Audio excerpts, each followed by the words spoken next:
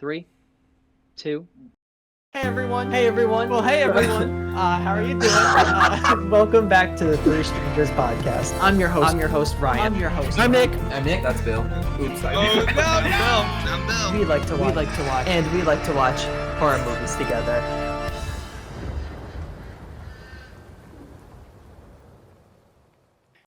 Hey everyone, and welcome back to the Three Strangers podcast. I am your host Ryan, I'm Bill.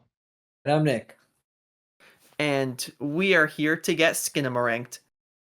Whoa! You can't say that. You can't say that. I don't think. Yeah. Add that to the verb? controversies. I was. You know, like the terrible Marvel dialogue. I'm like, it's like he's right behind me, isn't he? I was waiting for them to say the Skinamarink the entire movie. Bit of a spoiler, but doesn't happen. No. Yeah, not much dialogue throughout the entire movie, and if it is, it's very hard to kind of hear or tell what's being said. I'll admit this right now. I did watch with subtitles. That's fair. Now we can get a bit more into it, but you guys sorry, did either of you guys watch this closed captioning? Yeah. Oh, you did? think at I one did. point, I think halfway through I did. Okay. Because there is some lines that are closed captioned, and then there's some lines that are literally, if you had the closed captioning off, it would appear on the screen anyway. Mm. Yeah. You know, if what I'm saying is making sense. It's like, there is and well, there happens to be a lot of fan theories about that. About things that are appearing on the screen. What dialogue, why is certain dialogue appearing on the screen regardless of if it's like a closed captioning subtitle situation. So, very interesting. But yeah. Yeah. So we're here today to talk about Skinamarink, which was released in 2022, but released in theaters in 2023.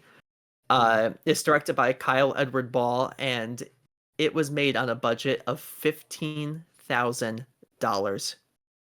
Yeah. I didn't realize that until after we watched it, after I watched it, and damn, I mean, I think that honestly, I think it boosts the opinion of this movie for me a little bit because of how little of it was. There is a story as to where they are, right? Like, not in the movie, but like I'm saying, like the actual set is a person's house, I believe. Is that what I hear? Yeah, it was where he grew up. Yeah. Oh, where the director grew up? Yeah. Oh. And the Also, credits beautiful say- house. Yeah. I liked the part. There is something that appeared at the very beginning of the movie that almost paused the movie to be like, oh, I kind of want to know the story behind it. It seems kind of tragic. Do you guys know what I'm talking about? The movie, there is like a little thing where it kind of does the weird, thing of weird in 2022, 2023 to put all the credits at the beginning of the movie. Oh yeah. And there's this little like tag that's like, we want to thank, in particular this person and their family for their support, and then immediately after that it was in memory of this person. Remember. Yeah. And I was like, oh, like what, not like trying to attribute real life tragedy or anything to it, but I'm like, that's so tragic, like it literally was something happened during the movie. I don't even know what happened. It's like I don't want to be like, but I was interested if that played into anything with the making of the movie because it's a very dark film. It is. Yeah. So I saw this in theaters when it came out. Yeah. I was gonna ask. I'm gonna make a bold statement. I don't think you want to see this movie in theaters. Maybe. It was a crazy experience watching this in theaters because Really? I was starting to get sick. Like I was getting a head cold, everything like that. So I was really tired watching this movie. Oof. Second, you know how AMC loves their blaring loud sounds when you can have that. Yeah. So the surround sound for this movie in theaters was immaculate. Okay. and having to Yeah. watch it again on my laptop, like audio, way different experience. Okay. Laptop audio sounds like Yeah. I noticed two things, and I want to ask you kind of about that experience then. Um there is not like s- the lack of sound in this movie is almost played. There is usually background noise in this movie, right? Mm, Usually either like the sound of like the TV on in the distance or like just like Mhm. static, you know, yeah. or like whatever. Mm. And so I noticed when there wasn't sound, I was like, huh?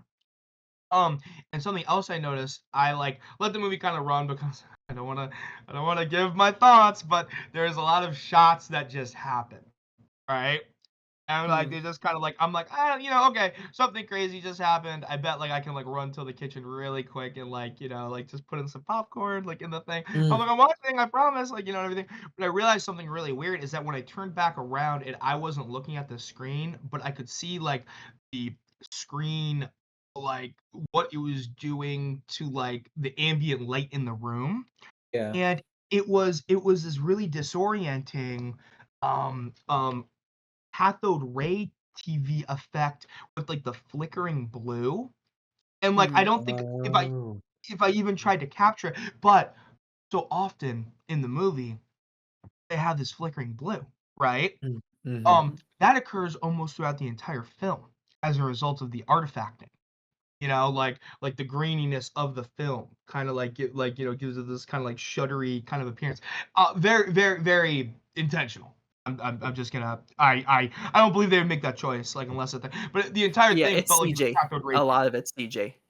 Really? They did like little tracks, and some people I've seen have commented on like they could see when the track loops for the static and all of Uh, that. Oh. Uh, of course, it's a $15,000 budget, Yeah. right. Yeah. but Also, I didn't notice it. I tried to look out for it. I didn't notice the loop when it was happening, but I'm also gonna say, just as a PSA, if you are epileptic, in any capacity, do not watch this movie.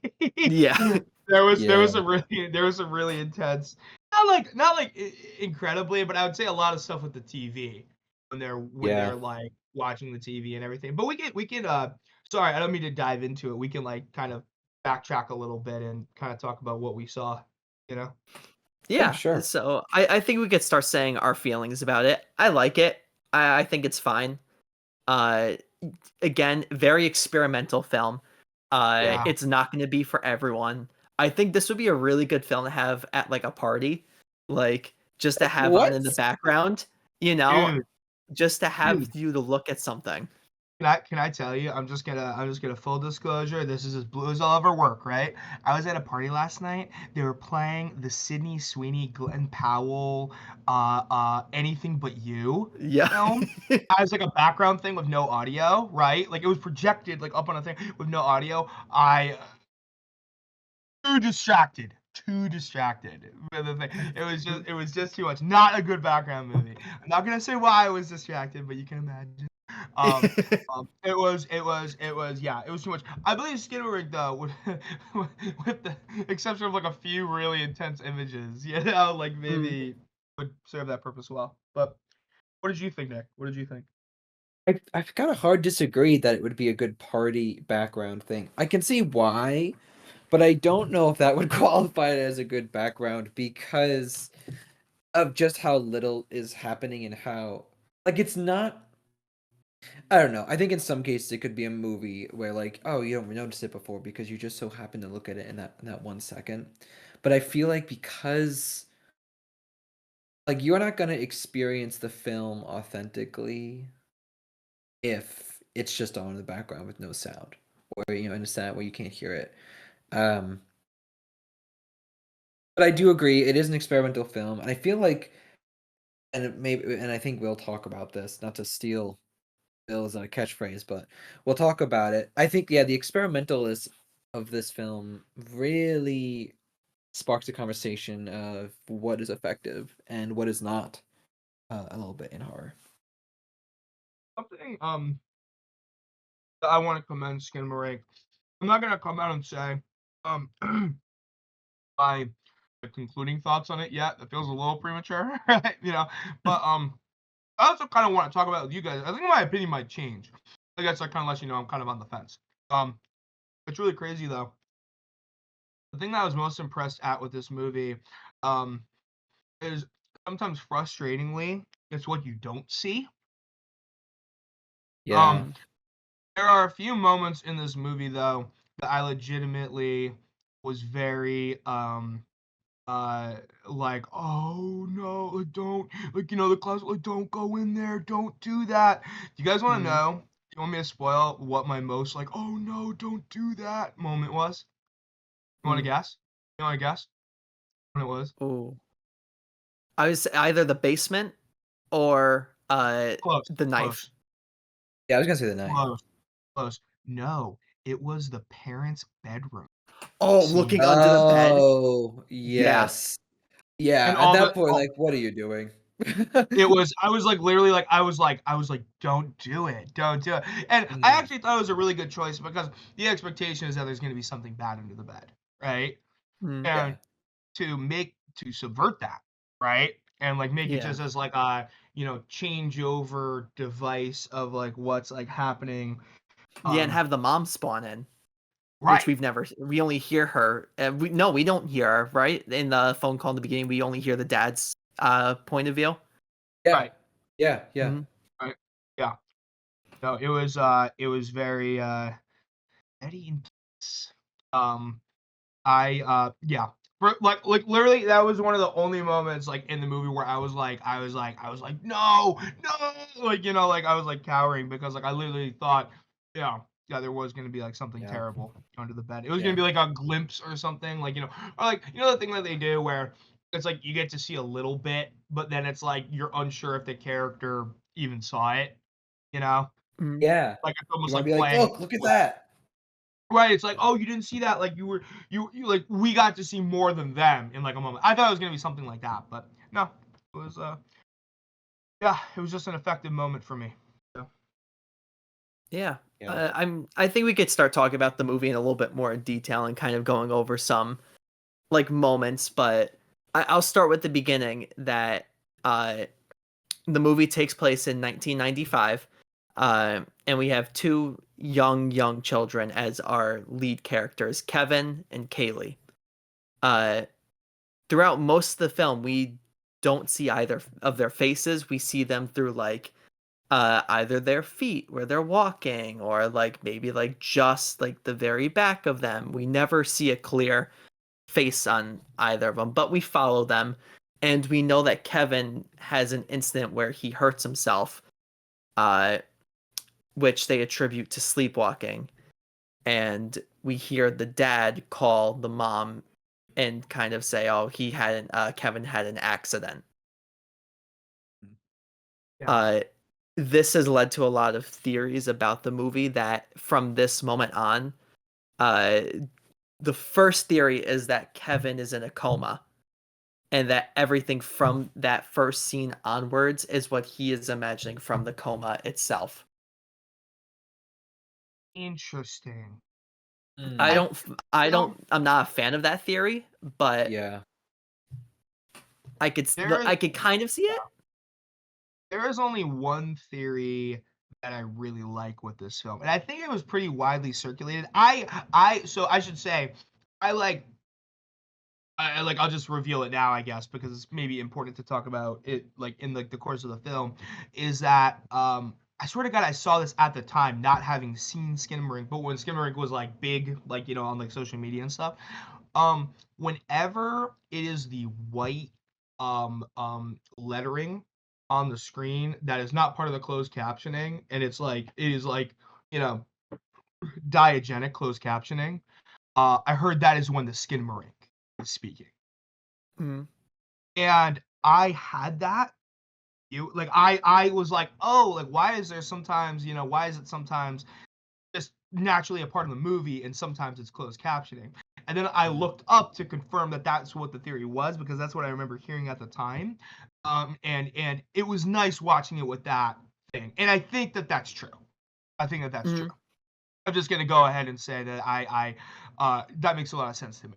It makes a lot of sense. Um, sorry that you guys. Maybe I should have texted you guys and been like, "Hey guys," because I'm not exactly sure that I would have like if I had found this out after, I would have like run to rewatch the movie just because I think it is a Yeah. tough sit. It is a tough sit, in a lot of Yeah. ways. So little happens. It's almost a plotless movie, but then kind of a lot happens in the not heavy plot. Yeah, I think I know that people think that's good. It's runtime. I think it's a little bit too long. Agree. I think you could cut about like 5 to 10 minutes of it, really, Yeah. and Yeah. still have all the moments, all the creepy moments that you need. Mm. Dude, I was like a half an hour into the movie. I was like, okay, like how long is this? Because like at that point, I'm like, oh, this movie is mostly like tracking shots and almost like a paranormal activity Yes. sensibility. Mm. You know, Yes. Mhm. I was almost like that. I'm like, but paranormal activity. I'm not gonna lie. I think does a better job. Like as in a general concept, like for those many movies. I was very into those at the time. I'll be honest. Paranormal Same. activity. Um, um, they did a better job of being like, hey, there's only so many angles you can look at, because they Yeah. correspond to cameras, right? Yeah. And and there is characters with more dialogue and that things are actually happening, So I don't know. I never found those movies to be as tough a sit as uh uh Skinamarink at times. Yeah. So. Yeah. Mhm. Should we Yeah. do? I mean, should we do positives first? Because I feel like there's definitely going to be a difference in discussion. I think the comparison point to Paranormal Activity is pretty good. Yeah, we could start with some positives that we have with the movie. All right. Yeah, do you want to start, Nick? Yeah, sure. I think one or two positives about this movie, and again, we said it's experimental. You kind of know that right off the bat. In 10 minutes in, you're like, okay, this is what it's gonna be. Um, is I think Skinamarink plays really well with time. Plays it well with it. It's a movie where it doesn't. You don't. It's not predictable. You don't predict when you're gonna see something. You don't know when it's coming. You know when you're getting close. You have no idea the beat that it's gonna be. And I think that does it really well. Mm, Um, we brought up the bed scene. You think there's gonna be something under the bed. That's literally textbook horror. There's nothing under the bed. yeah. Yeah. And so and you don't see immediately what is above the bed, just to be spoiler free right now. So it really there was maybe one or two jump scares in the movie, but the rest of the scare really is a slow burn, I guess you could say. Maybe more comparable to a slow burn. Um, and the other thing I think this the film does well is, well, maybe not well all the time, but I think something that it's successful at is breaking the rule of three. Mm. As and for those who aren't interested, for I, those who don't know, yeah. the role again, when it comes to acting or media or music, whatever it may be, really, if that is like art, is you don't do the same thing 3 times. Mm. And there are shots that we see that are nothing shots more than 3 times, and I'd like to talk more about what you guys think of that, because sometimes it was really successful in drawing you in and just building tension. Those would be my things. There's I like to think of this movie in terms of like what I liked, in terms of like particular shots that I thought were really effective. Because being as this is like a largely dialogueless movie, Mm. and it's largely like God, calling this a vibes film sounds weird because I don't think I'd call it a vibes film necessarily. Mhm. It's not good vibes. It's not good vibes for sure. Yeah, yeah. Um, um, Atmospheric. Atmospheric. Yeah, that's a good one. Okay, we'll take that. Yeah, that's like dark vibes, right? That's Yeah. like fucked up vibes, right? Um, there was two things that I thought were really uh, uh, uh, two shots that I remember being like really like impressed by, where I was like, oh, this is like really interesting. Um, is the point where for some reason there's this weird disconnect with these, it's 1995. That's an established thing, which Mhm. I'm assuming has something to do with the director's age. That's when he was Kevin's age or something, if that makes sense, Mhm. right? Is what I'm assuming. Um, that seems about right. What's it? Like there's these really old cartoons. Those cartoons that they're watching are from like the 30s, Yeah. you Yeah. know? Like the 30s and 40s. And so like I'm kind of like that's really like that's kind of weird in and of itself. But there is the one which I think has become a bit of a uh um thing in the movie. I remember like almost seeing the clip like played out of sequence where it's like a rabbit character and Yep. then and like something else and it's the repeated clip over and over again where it's like he's like screaming almost and then it's like and then it like resets and that sort of is like oh it's kind of like the Skinamarink has like powers, at that point. Like, what is causing that to happen?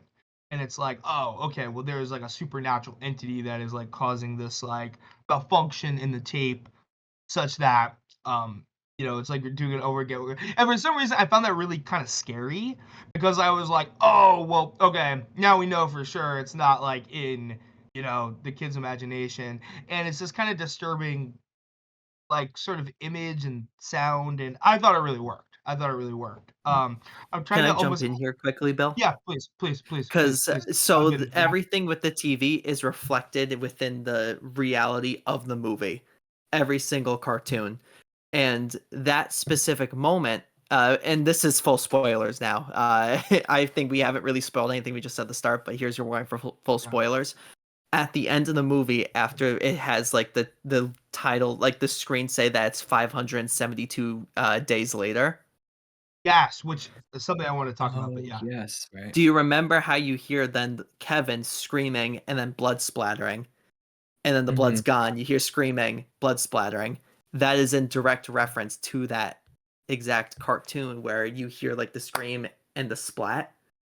You see the blood splatter. So whatever the entity is doing is repeatedly killing Kevin Mm. and then reanimating him and killing him again. I did get the impression, which is a larger thing in this movie, that this is like a eternal torture scenario. Mhm. Like like Mhm. like the Skinamarink entity is a demon monster entity type thing that Mhm. is artificially keeping um Kevin and Kaylee alive, maybe even their parents alive as well, although it's hard to understand. I assume that when you see the parents they have been like uh I don't know what the extent of the Skinamarink's powers are, but like they are like not an entity that are going to help the kids any. I don't know if that You under this. realize, Yeah. yeah, you realize that they're gonna lose. You realize that you're watching the kids lose. Yeah, like their parents are not going to help them. Like they either can't or like they're not going to because they're dead already or whatever. I don't know. Mm. Yeah. Yeah, and I think there's a lot of great ideas within that. Like when you think of where the film tries to draw fears, I mean, think about, when we were 4, 5 years old, same age as them, how we feel like Mm. our house is a lot bigger than what it actually is, or Yeah. uh, Yeah. So yeah. everything's a lot scarier. You have your area where you feel safe. The basement's very scary for kids when Yeah. you're growing up, or if you have like a big upstairs, those dark hallways could be very scary. So we're drawing on fears, like childhood fears, and I think that's what the movie wants us to be afraid, because I feel a lot more scared for children characters in horror films than I feel Mhm. sometimes for adult characters. since I feel like they can more so handle themselves in Yeah. quotes. Yeah. So I think it draws on that fear for childhood, and I want to say a theory that I heard, which I really like. Interesting. So a theory that I saw come out was that the entity of the movie, you know how usually when you have these malevolent forces, it's like thousands of years old, and it's like this. Mm. I saw a theory that it was a young, like, demonic presence that is haunting the kids. And if you think about, like, when you're a kid and you have, let's say, toys, right? Do you want to share those toys with people? Mm. No. Which is what it's What are doing. you doing to your toys? You're destroying I'm them. yeah, hoarding and destroying them. Yeah. Often. Or, you know, Mm. think of, like, little girls with, like, their Barbie dolls, and you see, like, the haircuts and, like, the blue crayon on their faces, like, makeup. You're destroying them. Mm. So Mhm. I saw it as if the entity is playing with the kids, as if, you know, it is his toys. But he doesn't. Sorry, Nick. Oh, go on. Sorry. Yeah, I just No. realized something cool. Interesting because we directly see that when the kids have autonomy, right? Mm. But Hmm. when they exert that autonomy in the way that the Skinamarink, I wish the Skinamarink had a scarier name, or that is even supposed to be the name of the thing. Sorry, to be clear, Skinamarink is never ever mentioned in this film, right? That word is never mentioned. Okay. No, Uh, it's like a tune. oh, It's a tune? wait, is Yeah, that yeah, one of the? Skinnamarink-a-dink-a-doo, Skinnamarink-a-doo. Oh, kind of. I'm like, wait, No, is that yeah, no. is that I a didn't know it tune? was a tune. So it's a children's tune. Kind of. It's more so Skiddymarink than Okay. Skinnamarink, but Yeah. Little skin. I know it's like well, I interesting because well, we see them get punished when they don't do what the Skinamarink wants them to do. Mm. Most notably Kaylee, right? Yes. oh yeah, Straight up says NC's that. not a fan of Kaylee. It straight up says that. You know, it, like straight up was like, hey, I'm gonna punish Kaylee, for this. Yeah, because it didn't He did. listen. No, She she didn't didn't listen. listen. She didn't listen. Yeah, straight up says that to Kevin. Yeah. Hmm. Yeah. Yeah. Something I realized before when you were talking. Sorry, I just cut you off, Ryan. No, you're Something good. I just realized. What I had realized when you were talking, Bill, is that I really like that theory, Ryan, because the toy theory that's a young demon. Because we have a shot where it's all of the toy. We have so many shots of the toys. One, there's a line of dialogue where the kids say, "Let's go buy the toys." Almost in a "let's protect ourselves from," well, let's keep them for us. And then we see a room towards the end of the film with hundreds of toys in a room, Hmm. as if to be hoarded by this young demon. I really like that theory.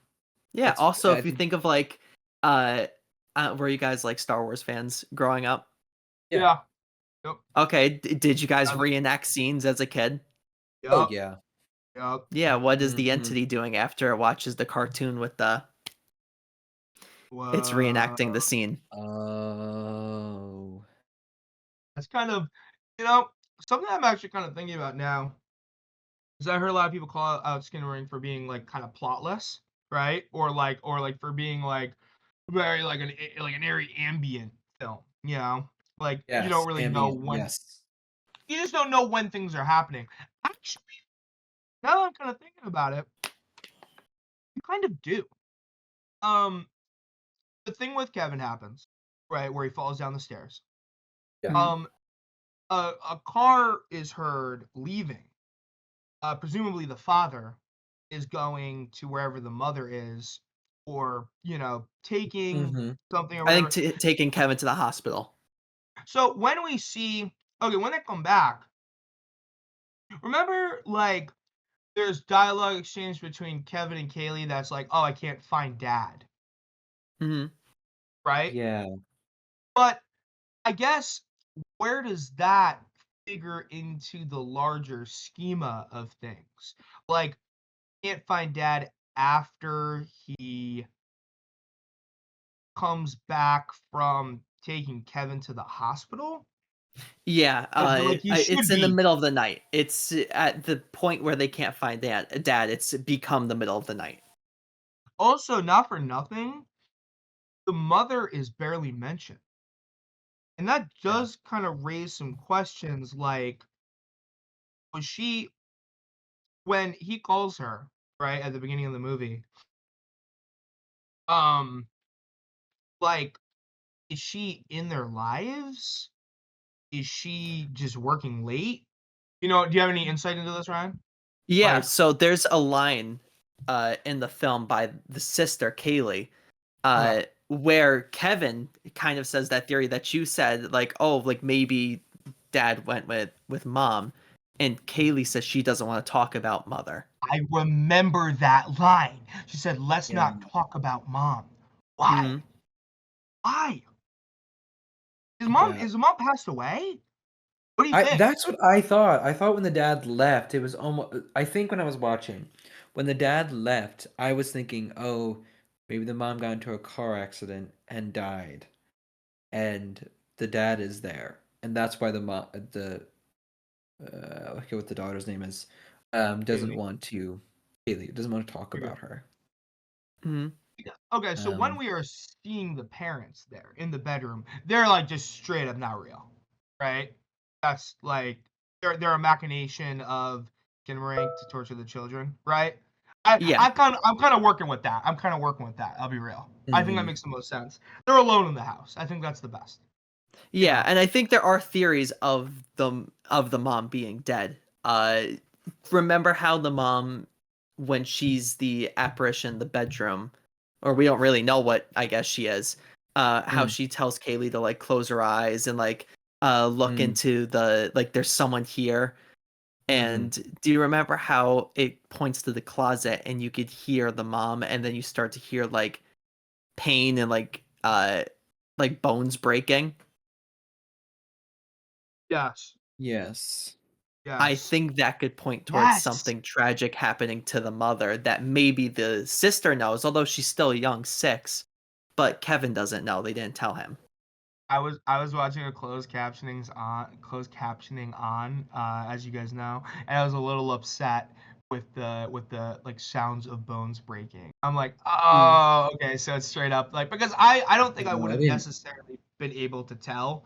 I don't know if you remember that scene, Nick. You were not watching with closed captioning? I You was were. not. Now that we've talked more about it, I definitely was not watching with subtitles, and I did not think that was bones breaking. Yeah, I thought it was like things falling. In the closet. I was like, oh, there's rustling in the closet. Hey, Nick, I think weirdly because you didn't listen with closed captioning, you got a better experience. There are Mhm. lines of dialogue that are so inaudible, Hmm. at times that it's like, Yeah. or it's so distorted or whatever Mhm. that you Mhm. literally don't know, right? Yeah. You literally don't know. Yeah. Oh yeah. That's why I wanted to watch it with the closed captioning the second time since I saw it in theaters the first time without like just with Oh. the what was said. So I was like, all right, this time I'm gonna watch it, see if there's anything that I miss, if it adds anything. I That's agree. I think it interesting. does take away from the experience a little bit in for this movie's case. Oh yeah. So this movie really begs a second watch with subtitles on. I feel like with closed captioning. It, yeah, yeah, like Maybe it it's doesn't. like, well, here's the thing, like there was never any. I don't think there was some.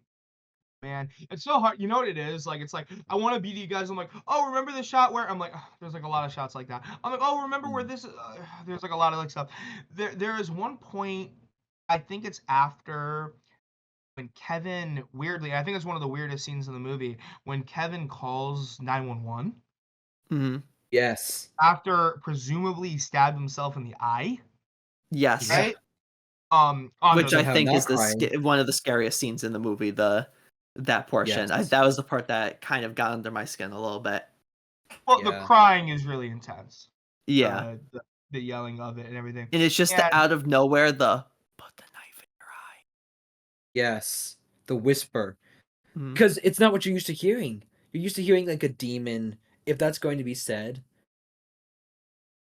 yeah, that. Oh, yeah, I agree. And honestly, I forgot that he was crying, but I think it was just to hear it be.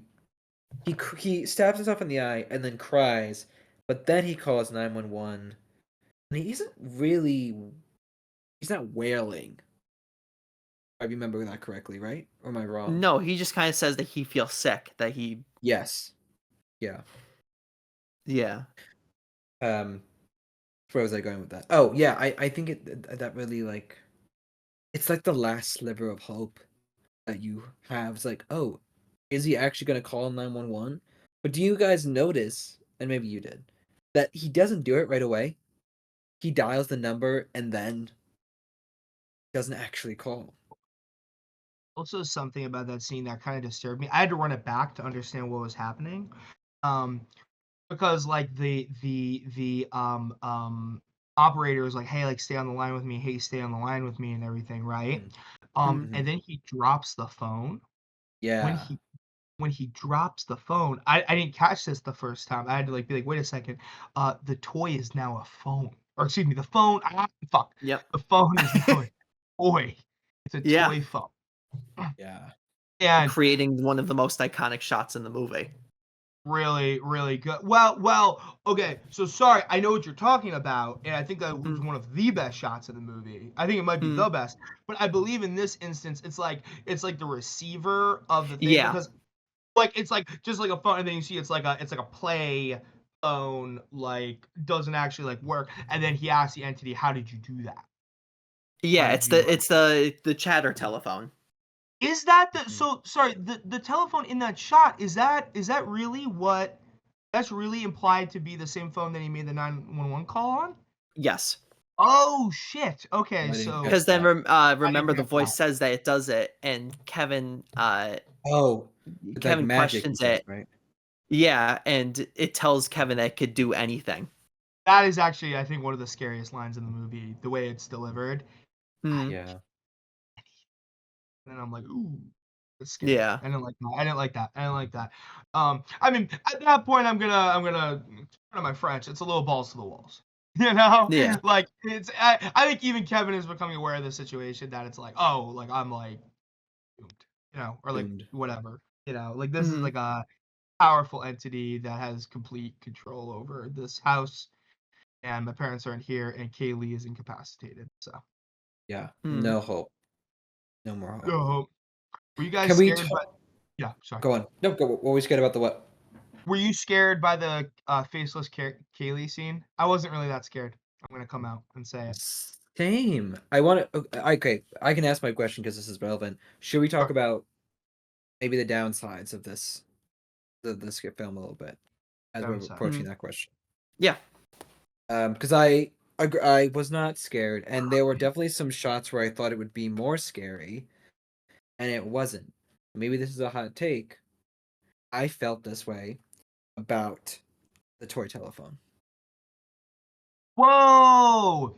The toy telephone. Okay, because This- the scariest thing with the toy telephone is that the lights turn out, and there is like a face that manifests in the darkness. You guys know what Yeah. I'm talking about? That is the Yes. scariest shot of the entire film to me. And then the lights Yes. turn back on, and it's the toy phone. The lights turn back off, and it's the manifested face again. I'm assuming of the Skinamarink, even though the final shot of the film is supposed to be Mhm. the actual Skinamarink, I guess. So I'll jump in here quickly. I found this out after my second time watching it, but apparently if you watch through the entire movie, you could see human faces at different parts of the movie hidden like in shots. Interesting. I'd like a super cut of that, so I don't have to watch that. Yeah. I'd like that to be like a 5 minute YouTube reel or something. Yeah, but I will give the telephone, like I said, seeing it in theater, that moment, having it ring out through the entire theater.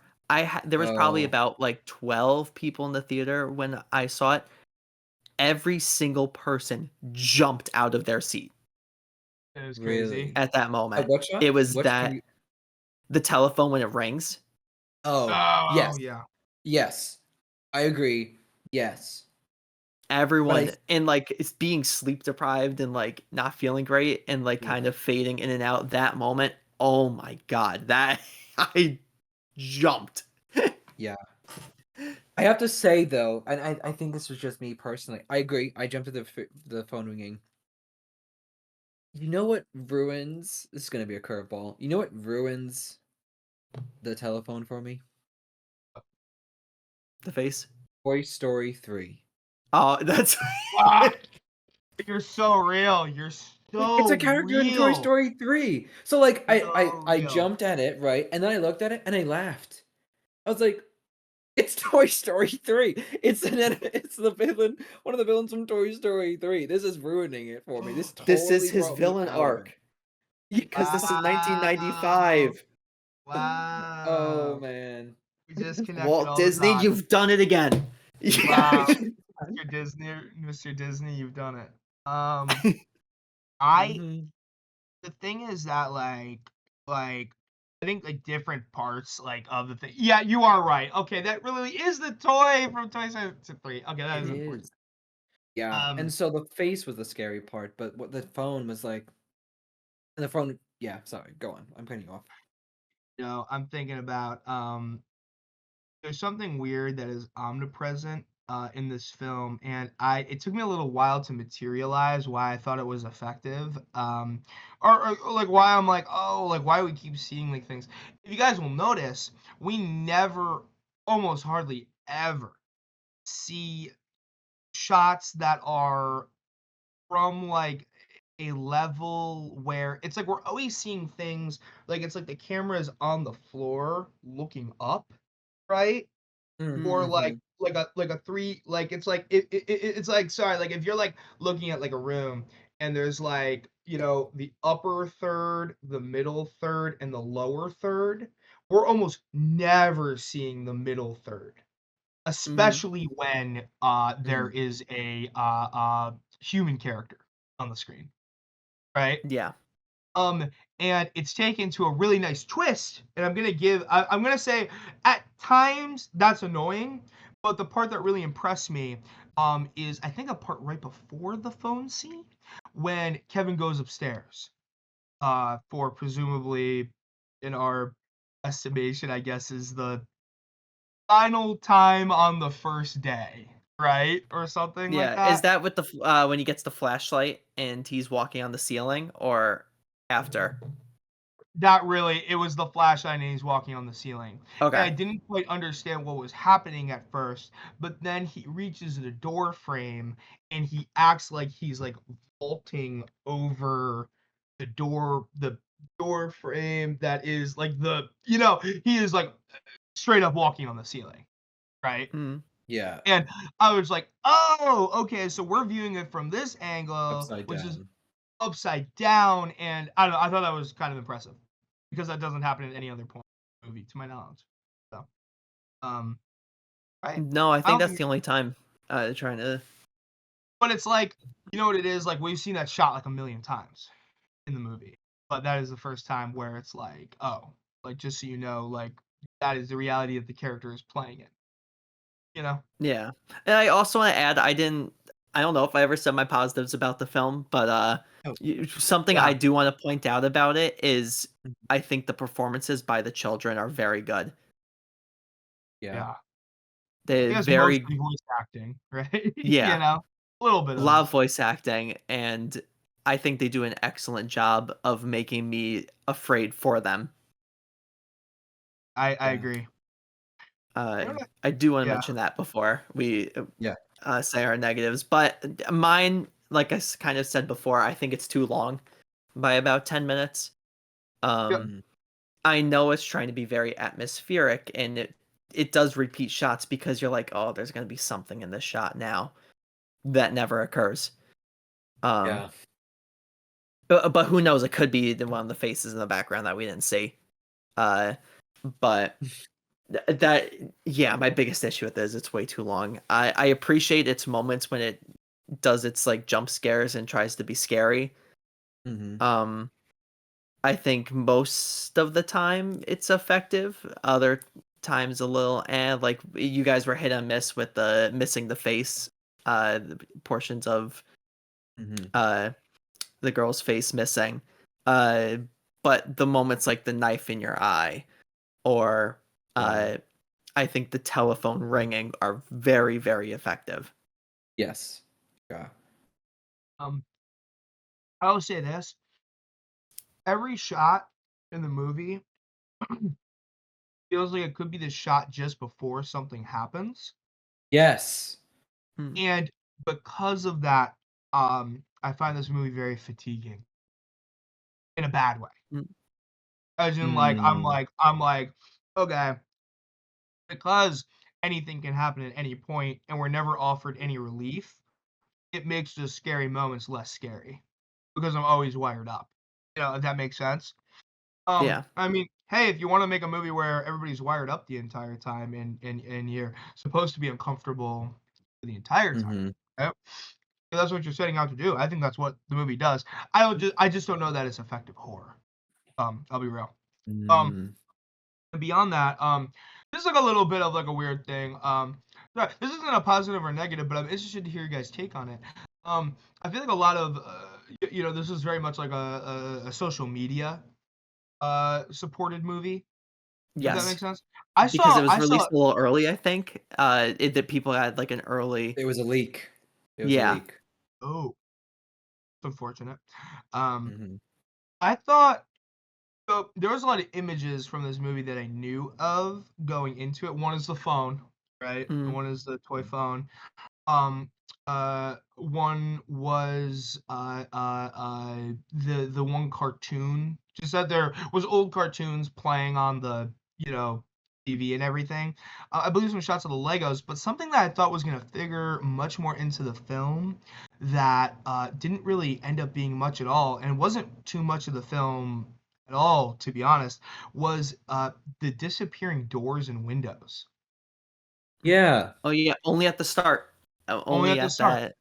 Yeah, that was it. Maybe it's And that was maybe when it's I was kind of like 20 minutes in, where I was like, okay, where's this movie gonna go? Because now we've just done a lot in these first 20 minutes. What are we gonna be doing now? maybe that's to just establish that hey, the Skinamarink has absolute power over Mm. this domain. This is its playhouse. Nobody's coming or going anymore. It Yeah. can stop anyone And from that's why we coming. see the tracking shot of, like towards the end, right before the 500 and something days. Why we see the outside of the house and it looks like a dollhouse. Yes, I remember those shots. Really surprised me. There's also like a door shot at the very end, Yes, right? with Mm. all the toys. With all the toys. Where like, isn't it like the very last shot of the film? It like pans up to a door that's sort of in this void space, and then you open the door. Is that? Am I thinking? Isn't that the last shot? And then you enter the door into the void shot, and that's when the skin ring disappears. Is that the final I shot of the don't think the thing? door opens, but I think it's maybe assumed that you're inside. Oh, Mm. okay, okay, okay. Yeah, because then that's when I Kevin's asking the question to it, um for its name. What's your name? Yeah. Okay, thank God it didn't say. Well, you can just call me, and then like the Yeah. film You could ends, and just it's probably call like, me Skinamarink. it's Skinamarink, and it's like, and then the movie just ends. I would have been like, fuck this thing, like, Yeah, or fuck this or it's like movie. It's Always Sunny in Philadelphia, where it's like you could call me and you're "Da-na-na," it says the gang gets Yeah, Skinamaranked or yeah, something. yeah. I okay. yeah. So here's the con that for me, it is the ending. I believe that I think the film should have ended with the shot of the room with the toys. Whoa. Um, I think we go this whole movie where they're playing with time, and I know I said it was a positive that it does it, and that's what the experimental part is. But after seeing now, and I saw the face in the end, I think this is a moment where they should have followed the right pacing with because what does she say at the end? What's your name? Is there something? Yeah, What's yeah. she- Kevin says, like, what's your name to it? Is that the last? Is that the last? Does she say anything? Does the Skinamarink say anything? No, it doesn't respond at all, and then it just goes black. Okay. I don't think that was an effective timing, because by the time we're staring at her face, it's not scary anymore to me. By the time he speaks, it's like, oh, they're just in the room. I'm expecting a shot, and I think it's gonna bring back the comparison to Paranormal Activity. I'm expecting closer to the camera. I'm expecting sudden change. I'm expecting something, and and I know it's probably intentional that I'm expecting all these things and they don't happen. But to me, it felt, I don't know. I think it feels a little. I honestly, here's my issue. I think the ending really plays into the I keep forgetting, is Kevin the boy? Kevin is the younger brother. I think the ending really plays into that him dying theory. Like him, this is like the path of death, and this is the face of death that he's about to experience. Like, okay, he's dead, he's gone. And I don't like that theory for the rest of the movie. So I feel like if we just had a shot of that room and maybe Kevin going inside of it, then that could have been the right ending for me. But because of the offbeat of the ending, it wasn't creepy. It didn't feel unsettling to me. Maybe that's just me, but that was my take.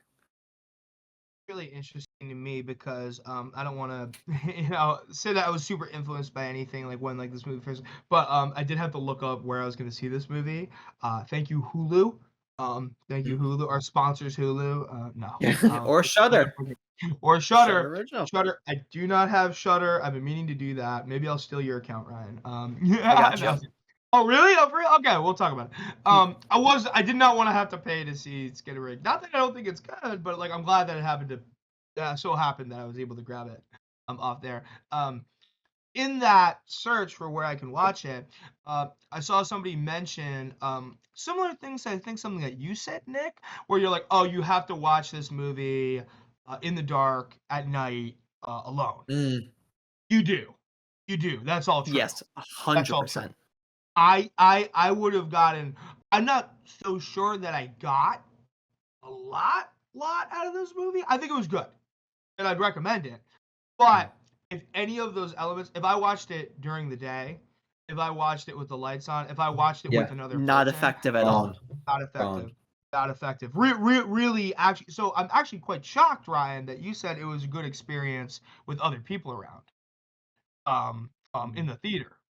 I don't know how But effective it everyone was for you quiet out in the here. theater. I think you always have the fear of like someone's gonna be talking, or I know. something Right? like that.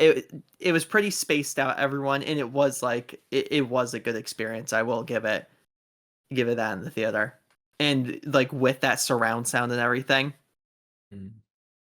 horrifying when the loud noises came up. Wow.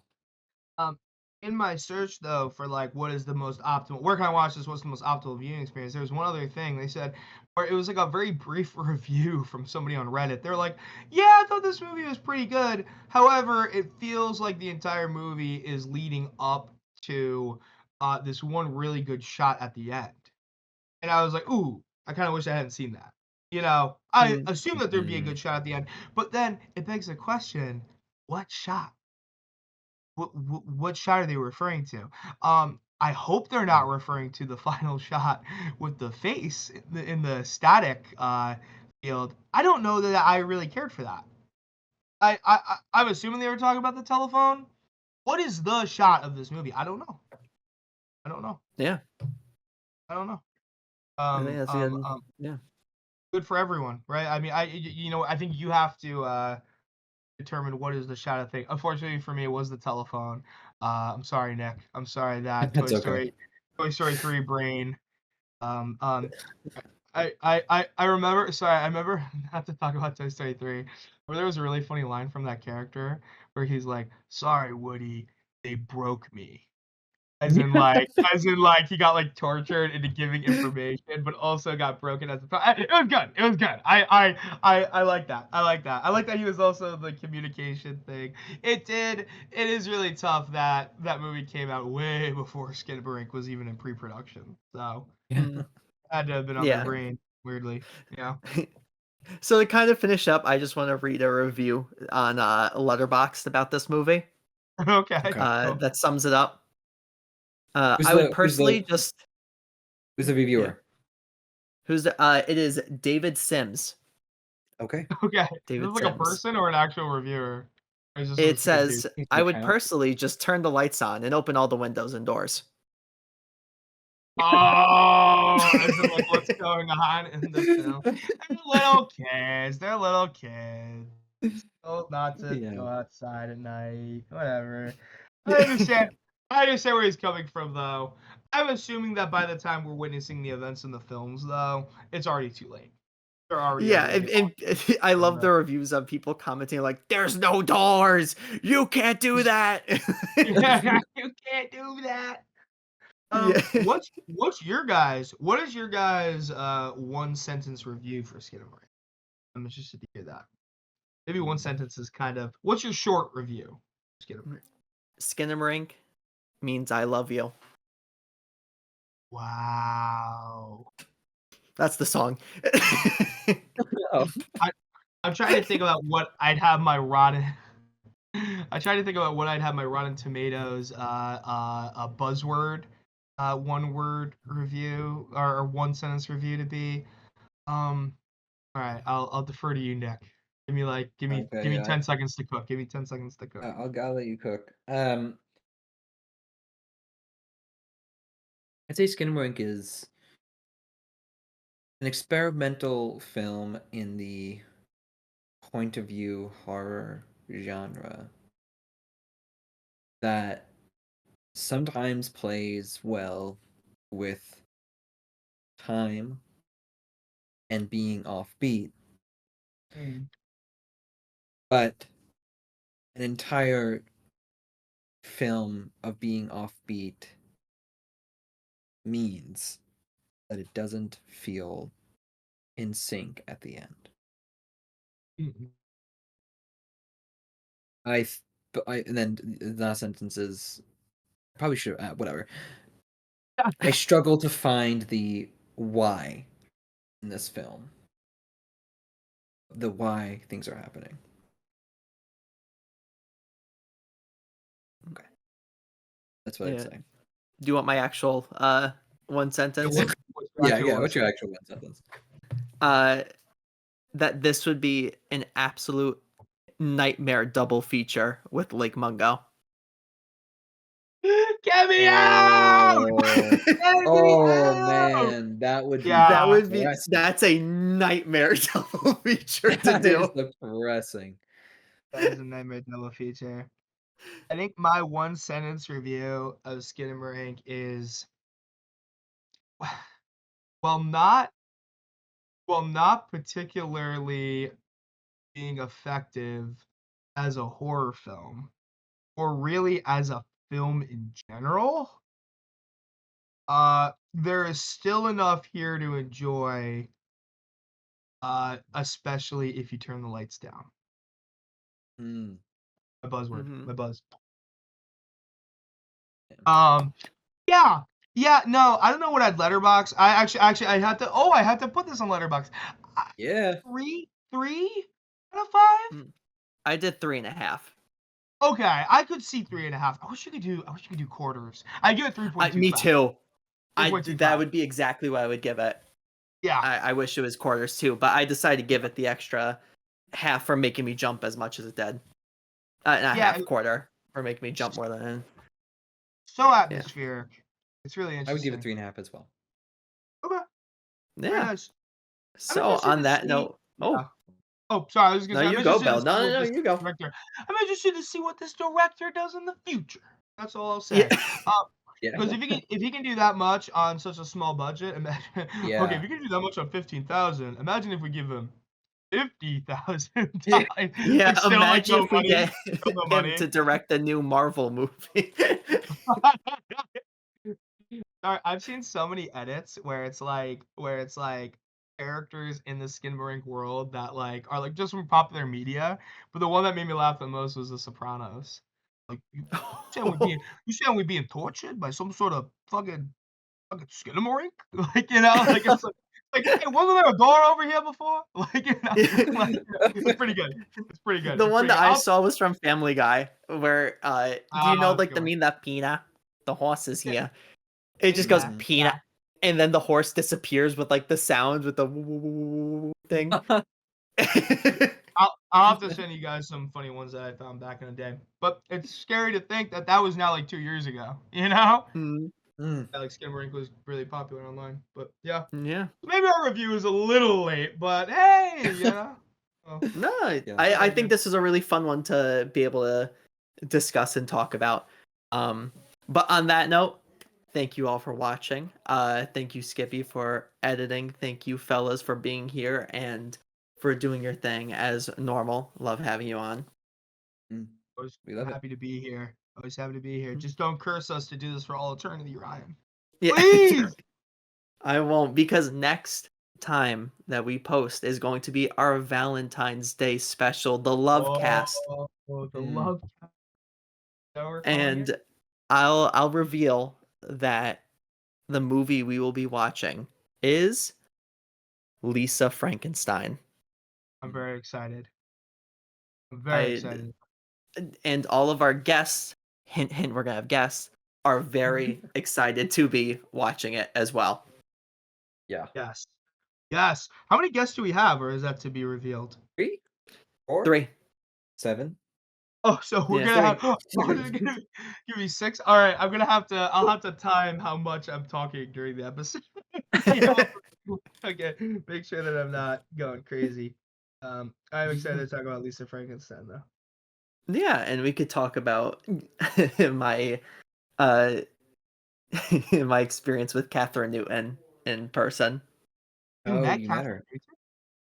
Yeah, I won't Oh, reveal yeah. it here. I'll we'll wait until the Love Cast to talk about it, but Nice. oh, embarrassing. Listen, Ryan. All I gotta say before you said anything, I'm like, oh, how bad did you embarrass yourself? Yeah. I would Yep. even say, hey, me too.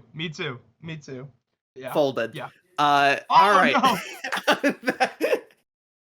On that note, like I said, thank you everyone for watching. Be ready for the Love Cast, which will be coming out on Valentine's Day, hopefully. Maybe a day or two late. You never know. Things happen. Life happens. We can't Mhm. control it. But on that note, always remember, do not buy a chatter telephone. Dude. Never.